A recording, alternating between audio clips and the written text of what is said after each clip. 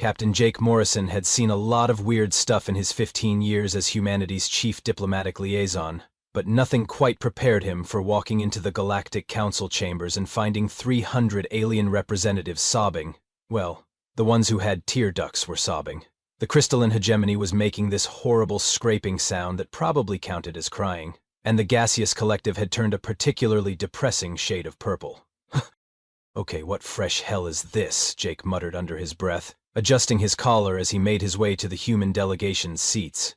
The starship Good Intentions had just dropped out of hyperspace an hour ago, and already he was regretting not staying in bed. Counselor Prime Thexus, a towering blue-skinned alien with way too many eyes, called the emergency session to order. "Fellow beings of the galaxy," she announced, her voice carrying that special kind of solemnity reserved for truly catastrophic news. "We face an unprecedented crisis. The Flufari homeworld has gone silent." Jake raised an eyebrow. The Flufari were basically the galaxy's equivalent of teddy bears that had evolved opposable thumbs and space travel. Cute, harmless, and universally beloved. Their entire culture revolved around being aggressively wholesome. "Our reconnaissance teams have confirmed our worst fears," Thexus continued, dabbing at her primary eyes with a tissue the size of a beach towel. "The adult Flufari population has completely vanished. Gone. Disappeared without a trace." A collective gasp echoed through the chamber. Jake felt his stomach drop. However, Thexus raised a hand for silence. "Their cubs remain. Thousands upon thousands of orphaned Flufari younglings, ranging in age from newborns to adolescents. They are alone, frightened, and in desperate need of care." The chamber erupted in what Jake could only describe as the most elaborate display of excuse-making he'd ever witnessed. The Vorthan Empire suddenly discovered urgent business in the Andromeda Galaxy. The Silicon Syndicate claimed their biology was incompatible with mammalian life forms. The Hive Mind Collective insisted they were too busy achieving enlightenment to deal with children. Jake watched this parade of cosmic responsibility dodging with growing incredulity. These were the same species that had spent decades lecturing humans about their moral shortcomings and primitive emotional responses. "This is ridiculous," he said, standing up. The entire chamber fell silent, 300 pairs of various optical organs turning toward him. "You're telling me that none of you, not a single one, can take care of some kids?" Counselor Vrex of the Reptilian Commonwealth, a smug lizard-like creature with an attitude problem, slithered forward. "The matter is far more complex than your simple human mind can grasp, Captain Morrison. These aren't just some kids. They're an entirely different species with unique biological and cultural requirements." "Right," Jake said, his voice dripping with sarcasm. "And I suppose none of your super-advanced civilizations have figured out basic child care yet?" The chamber buzzed with indignant alien chatter, but Jake wasn't done. "You know what? Fine. Humanity volunteers. We'll take them. All of them." The silence that followed was so complete you could have heard a pin drop, assuming pins made sound in the vacuum of space, which they didn't, but Jake was pretty sure everyone got the metaphor. Counselor Prime Thexus blinked all 6 of her eyes in sequence. "I'm sorry, did you just say—" "We'll take the cubs," Jake repeated, crossing his arms. "Every last one of them. Ship them to human space and we'll figure it out." The chamber exploded into chaos. Aliens were shouting, chirping, buzzing, and making whatever sounds their species used to express complete and utter shock. Through it all, Jake stood there with a satisfied grin, already mentally composing his report back to Earth Command. Sure, humanity had just volunteered to adopt thousands of alien orphans without consulting anyone in authority, but honestly, after watching the galaxy's supposedly superior civilizations collectively fail at basic decency, it felt like the most human thing they could possibly do. Besides, how hard could it be? Famous last words, as it turned out. 3 weeks later, Jake found himself sitting across from Counselor Vrex in what had to be the galaxy's most depressing conference room. The walls were beige, the lighting was harsh, and the furniture seemed specifically designed to make anyone with a spine thoroughly miserable. "Now then," Vrex said, consulting a tablet that was roughly the size of a small refrigerator, "we must ensure that humanity meets the galactic adoption standards before we can proceed." He looked up at Jake with the kind of smile that suggested he was about to enjoy this way too much. "After all, we can't simply hand over thousands of vulnerable younglings to just anyone." "Right," Jake said slowly, "because you were all so concerned about their welfare 5 minutes ago." Vrex's smile widened, revealing way too many teeth.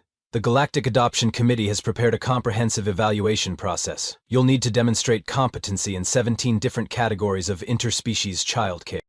Jake accepted the datapad Vrex slid across the table and immediately regretted every life choice that had led him to this moment. Telepathic lullaby certification? Emotional temperature regulation? What the hell is quantum naptime theory? Oh, that's a fascinating subject, Vrex said, practically purring with satisfaction. It involves maintaining the proper balance of dream state frequencies, while accounting for multi-dimensional sleep cycles. The Ethereal Collective pioneered the technique over 3,000 years ago. The Ethereal Collective doesn't sleep, Jake pointed out. They're made of pure energy. Irrelevant. Vrex waved a clawed hand dismissively. The standards are the standards. Jake scrolled through more requirements, each one more ridiculous than the last. Pheromone-based communication fluency? Metabolic harmony assessment? Wait a minute, he looked up sharply. This says we need to demonstrate proficiency in 73 different forms of nonverbal discipline techniques. Some of these species don't even have children anymore. The committee felt it was important to be thorough. The committee felt it was important to make this impossible, Jake shot back. Let me guess, you're hoping we'll give up and go away so you don't have to deal with the guilt of letting thousands of kids suffer? Rex's expression didn't change, but his tail twitched. The Galactic Council merely wishes to ensure the Flafari younglings receive proper care. Jake was about to deliver a response that would probably get him kicked out of the diplomatic corps when the conference room door slid open. Dr. Emma Rodriguez walked in, looking like she hadn't slept in a week, which, knowing Emma, was probably accurate. "Sorry I'm late," she said, dropping into the chair next to Jake with a heavy sigh. "I was reviewing the preliminary data we got from the Flufari homeworld." She glanced at Vrex with the kind of expression usually reserved for particularly unimpressive lab specimens. "Counselor, Dr. Rodriguez," Vrex inclined his head slightly. "I trust you're here to discuss the obvious biological incompatibilities between humans and Flufari physiology?" Emma pulled out her own tablet, a sleek human device that made Vrex's clunky alien tech look like a stone tablet. "Actually, I'm here to discuss how remarkably compatible our species are. The Flufari cubs require constant physical contact, emotional support, and frequent feeding. Their brain chemistry responds positively to what you might call pack bonding behaviors." Jake raised an eyebrow. "And that's a problem because?" "It's not a problem," Emma said, turning to give Vrex a pointed look. "In fact, humans are probably the most naturally suited species in the galaxy for this kind of intensive childcare. We're social mammals with strong parental instincts. We form emotional attachments easily, and we're stubborn enough to keep trying when things get difficult." Rex's smile faltered slightly. "Yes, well, there are still the cultural considerations, the proper dietary requirements, the educational standards." "Oh, you mean like making sure they get enough protein, teaching them to play nicely with others, and reading them bedtime stories?" Jake asked innocently. "Yeah, we've never done any of that before." "This is not a joke, Captain Morrison," Vrex hissed. "These creatures require specialized care. Their diet consists of 17 different mineral supplements, carefully balanced according to their individual genetic markers. Their sleep cycles must be regulated to accommodate their unique circadian rhythms. They need constant intellectual stimulation, appropriate to their developmental stage." Emma cleared her throat. "You mean they need good food, regular naps, and age-appropriate activities? Counselor, with all due respect, you're describing basic parenting." Jake leaned back in his chair, watching Vrex's composure start to crack. "Here's what I think is happening. You've convinced yourselves that taking care of kids is some kind of impossible science that only super-advanced alien civilizations could possibly master. But the truth is, you're all just scared of a little responsibility." "How dare you?" Vrex began, but Jake cut him off. "We'll take your tests," he said firmly. "All of them. But when we pass, and we will pass, you're going to hand over those cubs without any more bureaucratic nonsense. Deal?" Vrex stared at him for a long moment, his reptilian eyes unreadable. Finally, he nodded. "Very well, Captain. But don't expect this to be easy." Jake grinned. "Evie is boring. When do we start?" 2 weeks later, Jake stood on the cargo bay of the Good Intentions, watching 300 Flafari cubs tumble out of the transport ship like the universe's most adorable avalanche. They were exactly as advertised, knee-high balls of golden fur with enormous eyes and tiny chittering voices that somehow managed to sound both alien and heartbreakingly familiar at the same time. "Okay," he said to the assembled crew. So the good news is they're cute enough to cause spontaneous diabetes. The bad news is we have absolutely no idea what we're doing. Chief Petty Officer Martinez, a grizzled veteran who'd raised 4 kids of his own, snorted. Sir, with all due respect, they're kids. How different can they be? Famous last words number 2, as it turned out. The first clue that things weren't going to be simple came when the cubs started purring.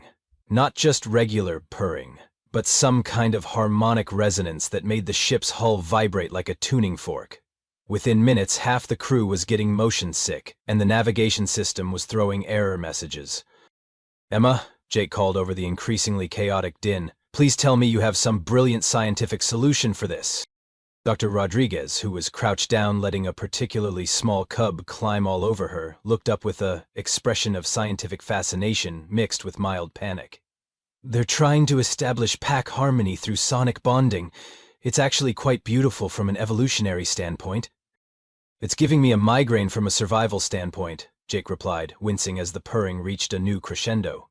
Can we turn it down? I don't think they know how, Emma said, as the cub on her shoulder started grooming her hair with tiny alien paws. They've been separated from their parents for weeks. This is probably their way of trying to feel safe.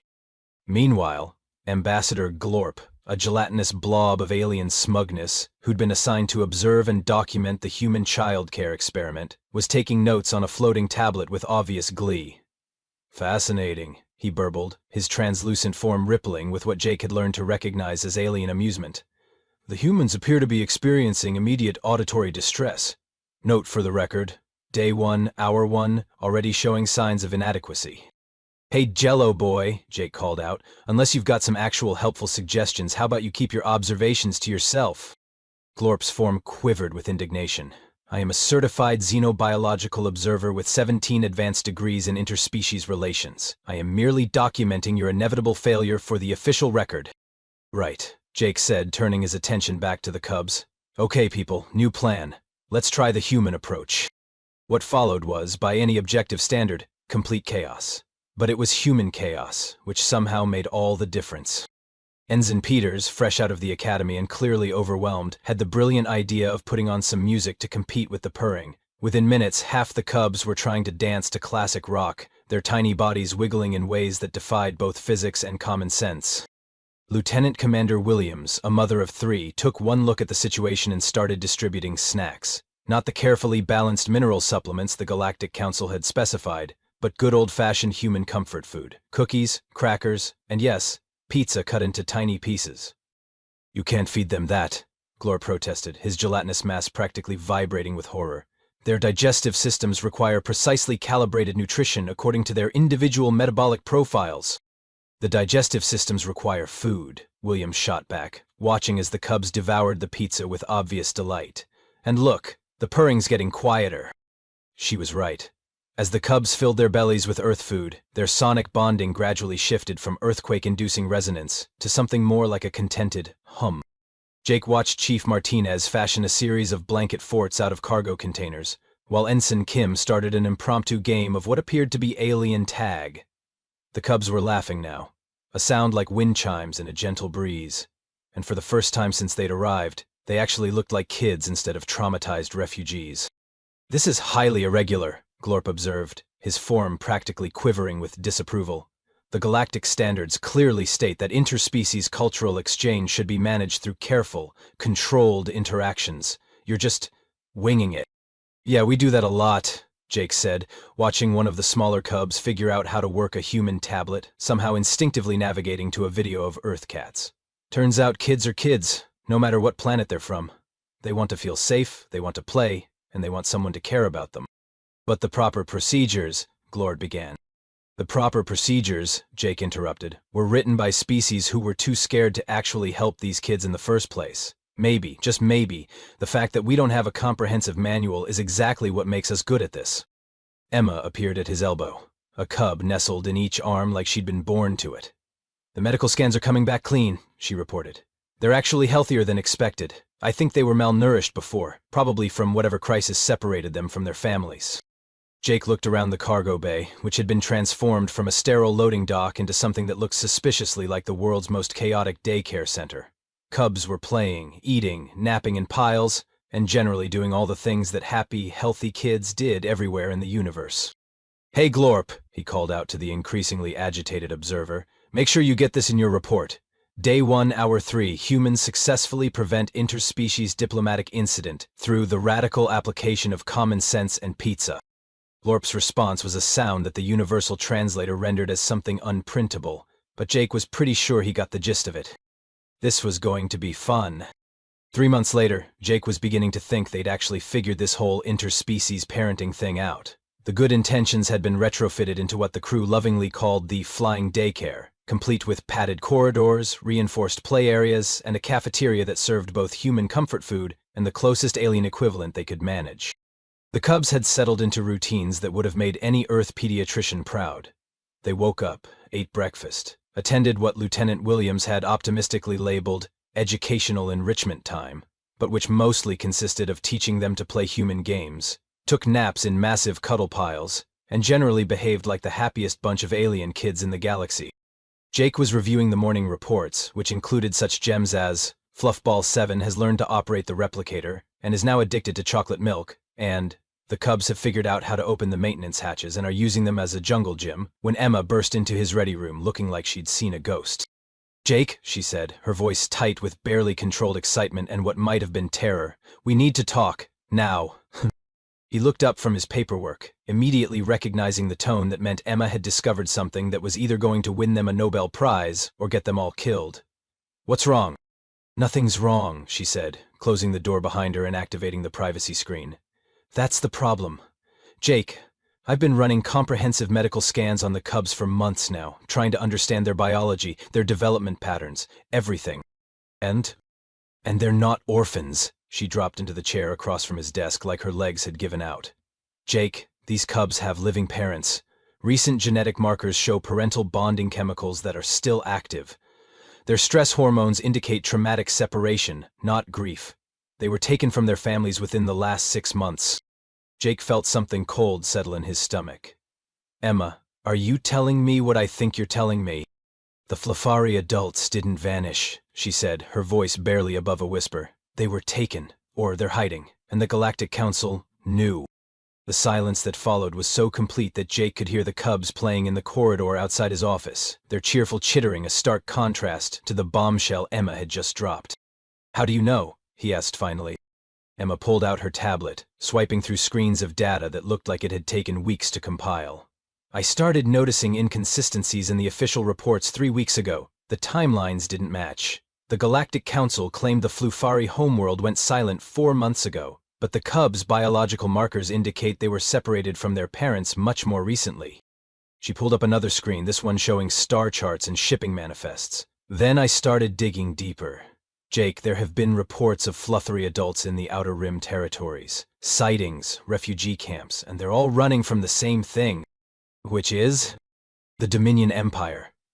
Emma's expression darkened. "They've been expanding into Fluffery territory for the past year. Not through military conquest, but through what they call economic integration.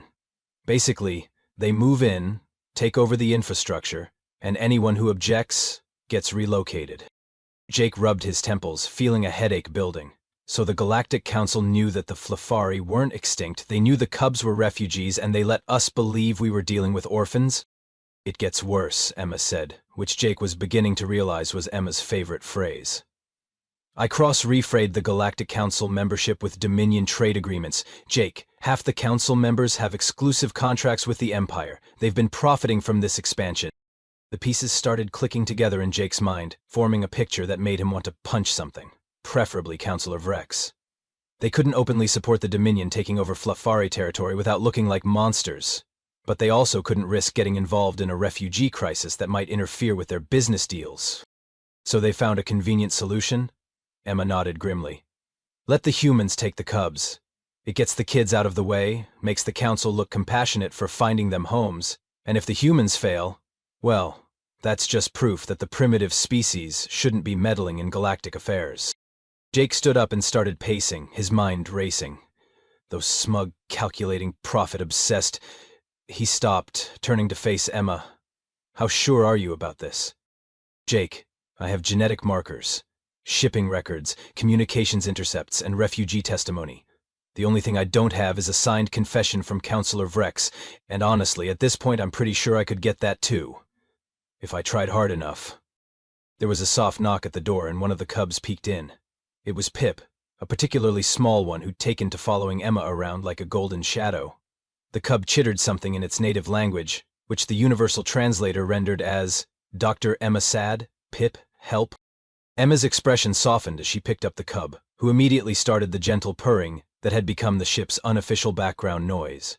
"No, Pip, Dr. Emma's not sad. Dr. Emma's angry." Jake watched the interaction, feeling something fierce and protective surge in his chest. These weren't just alien refugees anymore. Over the past 3 months, they'd become his crew's kids. He'd watched Martinez teach them to play poker. He'd seen Williams comfort them through nightmares. He'd personally been climbed on, drooled on, and adopted as a surrogate parent figure by creatures who trusted humans completely. "Emma," he said quietly, "please tell me you have a plan to fix this." She looked up at him, her eyes hard with determination while she cradled Pip against her shoulder. "I have several plans. The question is how far you're willing to go to make things right." "These cubs have been through enough," Jake said, his voice carrying the kind of quiet intensity that made his crew sit up and pay attention. "If their families are out there, if they're alive and looking for their children, then we're going to find them. I don't care how many galactic treaties we have to break or how many counselors we have to embarrass." Emma smiled, and it wasn't a particularly nice expression. "Good, because I've already started working on Operation Fuzzy Reunion." "Operation what now?" "I figured you'd want a name for it," she said, as Pip chittered approvingly. "Besides, if we're going to take on the entire Galactic Council and the Dominion Empire, we might as well have a memorable mission name." Jake looked at the cub in Emma's arms, then at the data scrolling across her tablet, then out the window at the stars that suddenly seemed a lot more hostile than they had an hour ago. "You know what?" he said finally. "I'm in. But we're going to need help." "Already thought of that," Emma grinned. "Turns out we've got 312 very motivated little allies who know exactly what their parents look like." 2 weeks later, Jake found himself standing in the cargo bay addressing what had to be the most unusual military briefing in human history. The assembled crowd consisted of his senior staff, 30 hand-picked crew members, and roughly 100 Flafari cubs who were sitting in neat rows with the kind of serious attention that would have made any drill sergeant proud. "All right, people and cubs," he began, consulting his notes while trying not to smile at the sight of Lieutenant Commander Williams teaching tactical hand signals to a group of fuzzy aliens who barely came up to her knee. "Operation Fuzzy Reunion is officially a go." Chief Martinez raised his hand. "Sir, just to clarify, we're about to commit what technically amounts to multiple acts of interstellar piracy, smuggling, and possibly armed rebellion against the Galactic Council?" "That's correct, Chief." "Outstanding, sir. When do we start?" Jake had to admit, he loved this crew.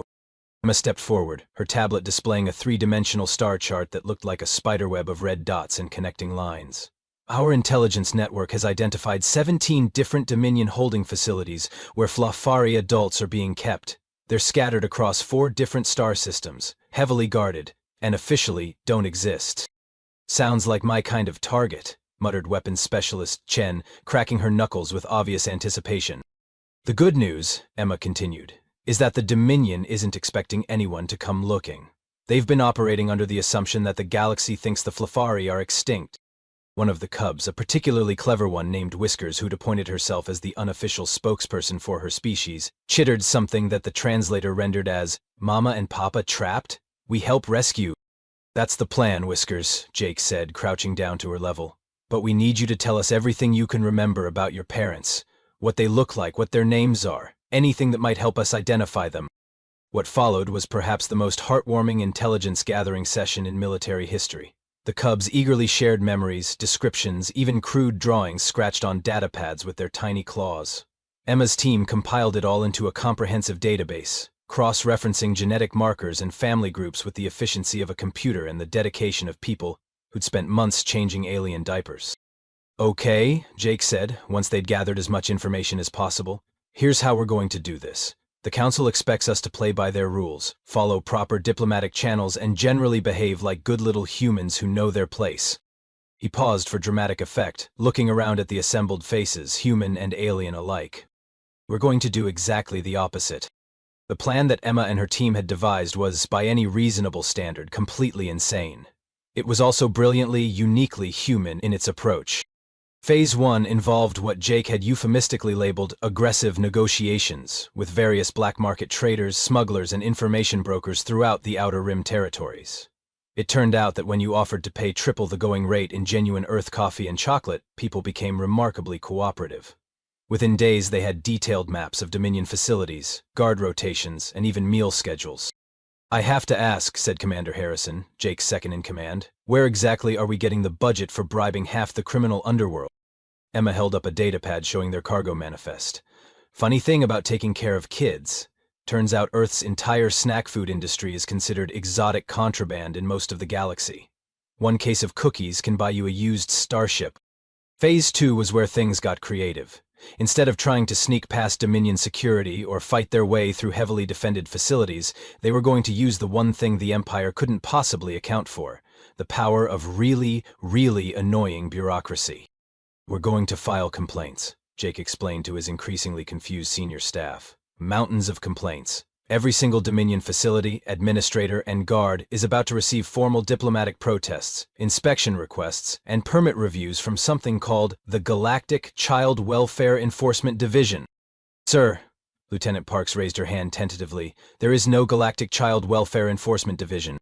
"There is now," Emma said cheerfully. "I created the paperwork this morning. Officially, we're a joint human-alien task force dedicated to ensuring the proper treatment of refugee children throughout the galaxy." Martinez was starting to grin. "So we're going to bureaucracy them to death?" "Better than that," Jake said. "We're going to bureaucracy them into letting us walk right through the front door. See, according to Galactic Treaty 47B, which I'm pretty sure nobody's actually read since it was signed, any organization involved in child welfare has the right to conduct surprise inspections of detention facilities." "And if they refuse to let us in?" asked Chen. Emma's smile turned predatory. "Then they're officially admitting they're holding children in illegal detention, which gives us the legal right to liberate said children by any means necessary."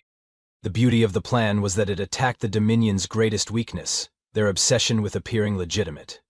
The Empire had spent decades building a reputation as a lawful, bureaucratic organization that followed proper procedures. They couldn't simply start shooting human diplomats without causing a galaxy-wide incident. Phase 3 was where the Cubs came in. Each rescue team would include several young Flafari who could identify their own family members and provide emotional comfort to traumatized adults who'd been separated from their children for months. "The psychological impact alone should be devastating," Emma explained during one of their planning sessions. "Imagine you're a Dominion guard. You've been told you're holding dangerous criminals, and suddenly a group of human diplomats shows up with a bunch of adorable alien children demanding to see their parents. Plus," added Whiskers, who'd somehow figured out how to work the ship's communication system and had been participating in all their planning meetings, "Cubs know parent smell. Can find mama and papa even in big scary building." Jake had to pause the briefing while his crew collectively melted at the sheer adorableness of that statement. The final phase was pure human stubbornness. Once they'd extracted the Flafari families from Dominion custody, they were going to escort them to a safe haven in human space, and then they were going to make the Galactic Council's complicity in the whole mess very, very public. "We've already prepared a comprehensive report," Emma said, holding up a data storage device. "Every communication intercept, every trade agreement, every piece of evidence we've gathered. It's going out to every major news network, scientific journal, and political organization in the galaxy simultaneously." "And if the Council tries to retaliate?" Harrison asked. Jake's expression hardened. "Let them try. By that point, we'll have 312 very grateful Fluffery families backing us up, plus whatever allies we pick up along the way. Besides, I have a feeling the rest of the galaxy is going to be very interested to learn how their leaders have been conducting business." The briefing wrapped up with assignments being handed out, equipment being distributed, and Cubs being given very serious-sounding special mission roles that mostly involved being adorable and identifying their parents. As the crowd dispersed, Emma lingered behind, watching Jake stare out at the stars with an expression she'd learned to recognize over their years of working together. "Having second thoughts?" she asked. "Just thinking about how we got here," he said quietly. 6 months ago, we were just another diplomatic mission, following orders and trying not to cause trouble. Now we're about to take on the entire galactic establishment because some alien kids needed help." Emma joined him at the window, watching the stars wheel by as the good intentions prepared to jump to hyperspace. You know what the funny thing is? Every other species in the galaxy spent millions of years evolving past their parental instincts. They made themselves more efficient, more logical, more advanced. And it never occurred to them that those instincts might actually be worth keeping. She smiled, watching a group of cubs chase each other down the corridor outside, their cheerful chittering echoing through the ship. Maybe being primitive isn't such a bad thing after all. Jake nodded, feeling something settle in his chest that he'd been carrying around for months without realizing it. They were about to embark on a mission that could end their careers, start a war, or get them all killed. But for the first time since this whole mess began, he felt like they were doing exactly what humans were supposed to do. "All right then," he said, turning away from the window. "Let's go show the galaxy what happens when you mess with our kids." 3 weeks later, Jake stood in the same beige conference room where this whole mess had started, but the atmosphere was decidedly different. For one thing, Counselor Vrex looked like he'd been chewing on something particularly bitter for several days. For another, the room was now filled with 17 different species of reporters, 37 galactic rights activists, and what appeared to be half the diplomatic corps from 3 different star systems. Oh, and about 50 Flafari cubs who were currently engaged in what could only be described as the galaxy's most adorable press conference. "Captain Morrison," Counselor Prime Thexis said, her 6 eyes blinking in sequence in what Jake had learned was the alien equivalent of a stress headache. "Perhaps you could explain to the Council exactly how you managed to liberate 347 Dominion detainees without firing a single shot?" Jake glanced over at Emma, who was sitting at a table covered in datapads, looking insufferably pleased with herself. Next to her, Whiskers was giving what appeared to be a very serious interview to a reporter from the Galactic News Network, gesticulating with tiny paws as she explained the finer points of parent identification through scent recognition. "Well," Jake said, settling back in his chair with a satisfied expression, "it turns out that when you show up at a secret detention facility with proper paperwork, adorable alien children, and about 3,000 formal complaints filed through 17 different bureaucratic channels, most guards just assume you're supposed to be there." The truth was, Operation Fuzzy Reunion had gone better than any of them had dared to hope. The first facility they'd hit, a supposedly secure Dominion processing center in the Kepler system, had practically rolled out the red carpet for them. The administrator, faced with a mountain of official-looking documentation and a group of very determined human diplomats accompanied by cubs chittering Mama Papa at the top of their tiny lungs, had simply opened the doors and asked if they needed any assistance. "The psychological effect was devastating," Emma added helpfully. "Turns out that when you spend months convincing yourself you're housing dangerous criminals, and then a bunch of children show up looking for their parents, it gets a little hard to maintain the fiction." Counselor Vrex finally found his voice. "This is highly irregular. You had no authority to conduct military operations in Dominion space." "Military operations?" Jake raised an eyebrow. "Counselor, we conducted entirely peaceful diplomatic missions. We filed the proper paperwork, followed all established protocols, and provided humanitarian aid to refugee families. The fact that the Dominion was holding said families in illegal detention isn't our fault." What Jake didn't mention was that by the 3rd facility, word had gotten out about the Human Liberation Service, and they'd started getting calls from other detention centers asking when they could schedule their own inspections. Apparently, watching videos of joyful family reunions broadcast across the galactic news networks had a profound effect on guard morale.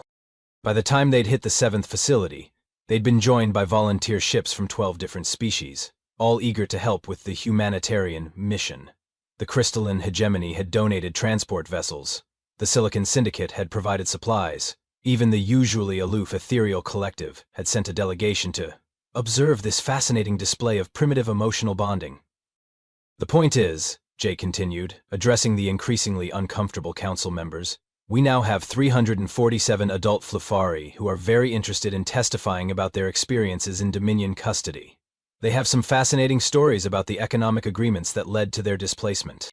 Across the room, a Flufari adult named Keeper of Small Things was giving an impassioned interview about how Dominion economic integration had involved seizing children and scattering families across multiple star systems. Her cubs, reunited after months of separation, were clinging to her fur while occasionally chiming in with helpful details that made the assembled reporters scribble furiously in their notebooks. Counselor Prime Thexis cleared her throat. "Captain Morrison, I think there may have been some misunderstandings regarding the Council's role in this situation." Oh, I don't think there were any misunderstandings, Emma said cheerfully, pulling up a holographic display that showed a complex web of financial transactions. We have very detailed records of exactly who knew what and when. For instance, did you know that Councillor Vreck's personal investment portfolio includes substantial holdings in Dominion extraction companies? Vrex's scales flushed a color that Jake was pretty sure indicated extreme distress. That is completely irrelevant to— Is it, though? Jake interrupted. Because I'm looking at communication logs that show the Council knew the Flafari weren't extinct. You knew they were refugees. You knew their children had been separated from them. And you decided the best solution was to let the humans deal with the kids while you continued profiting from the situation. The silence that followed was broken by the sound of Whiskers climbing onto the conference table and chittering something that the translator rendered as bad, lizard person made families sad. Cubs want apology. Jake had to bite his lip to keep from laughing as 300 pounds of armored reptilian counselor was effectively called out by 30 pounds of indignant alien toddler. The thing is, Jake continued, standing up and beginning to pace around the conference table, we've learned some interesting things over the past few months. Turns out there are a lot of species in the galaxy who've been having their own problems with Dominion economic integration. Funny how those problems never seem to make it onto the Council's agenda.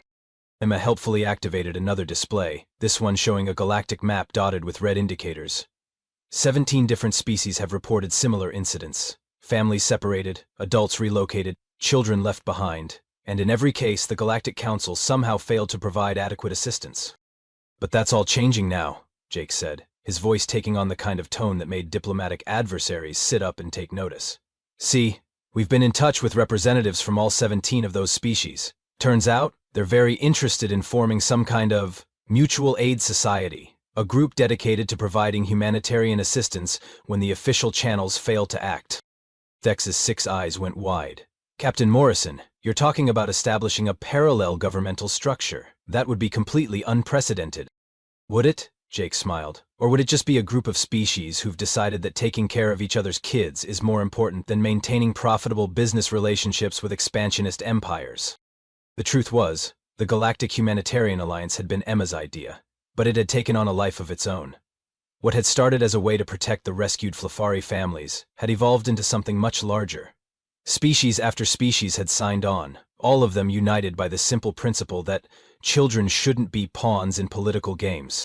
The Alliance will be headquartered in human space, Emma announced, causing another wave of shocked murmuring from the assembled council members. We'll be providing refugee assistance, family reunification services, and diplomatic support for any species dealing with forced displacement. And, Jake added with a grin that was definitely not diplomatic, we'll be maintaining a very comprehensive database of exactly which galactic leaders knew about these situations and chose not to act. Just for historical purposes, of course. Councillor Vrex finally exploded. This is blackmail, extortion. You cannot simply ignore established governmental authority. Can't we? Jake asked innocently. Councillor, established governmental authority had its chance to help. Instead, you chose to profit from other people's suffering. So we're going with Plan B, taking care of each other despite you, not because of you. As if on cue, Whiskers chittered something that made all the other cubs in the room burst into delighted laughter. The translator rendered it as, silly lizard person still thinks he's in charge. Cubs know better. Jake looked around the conference room, taking in the sight of reporters documenting everything, council members squirming in their seats, and happy alien families preparing to return to their restored homeworld. It wasn't exactly how he'd imagined his diplomatic career going, but he had to admit, it felt pretty good. So, here's what's going to happen, he announced to the room at large. The Flafari families will be returning to their homeworld, which will now be under Alliance protection. The Dominion's economic integration programs are hereby suspended pending a full investigation into their practices, and the Galactic Council is going to explain to their constituents exactly how they managed to lose moral authority to a species they considered too primitive to deserve a voice. He paused, looking directly at Councillor Vrex. Unless, of course, the Council would like to join the Alliance and help us do this the right way from now on. The silence stretched for several long moments, broken only by the happy chittering of cubs and the sound of reporters documenting what was arguably the most significant shift in galactic politics in 1,000 years. Finally, Councillor Prime Thexis spoke. Captain Morrison, the Galactic Council would be honored to discuss joining this humanitarian alliance. Jake nodded, trying to look professional and diplomatic instead of like a man who just won the biggest gamble of his career. Outstanding. I'll have Dr. Rodriguez send you the paperwork. Fair warning, though, we actually read our treaties before we sign them. As the formal session broke up and various species began the complex process of negotiating humanity's new role in galactic politics, Jake found himself standing with Emma and about a dozen cubs who'd apparently decided he was the perfect height for climbing practice.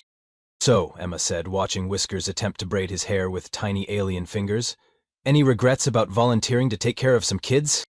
Jake looked around the room, watching human crew members teaching alien children to play games, former prisoners reuniting with their families, and galactic politicians struggling to adapt to a universe where someone actually cared more about doing the right thing than maintaining the status quo. "You know what?" he said finally. "I think we might have just accidentally solved galactic politics." "Accidentally?" "Okay, fine. I think you might have just accidentally solved galactic politics through the strategic application of aggressive childcare." Emma grinned. "Best diplomatic strategy ever." Jake nodded, gently untangling Whiskers from his hair and settling her on his shoulder where she immediately began purring contentedly. "Besides, someone had to teach the galaxy how to be human. Might as well be us." As the Good Intentions prepared to depart for its new role as flagship of the Galactic Humanitarian Alliance, Jake couldn't help but think that maybe, just maybe, the universe was about to become a much better place to raise kids. All species of kids.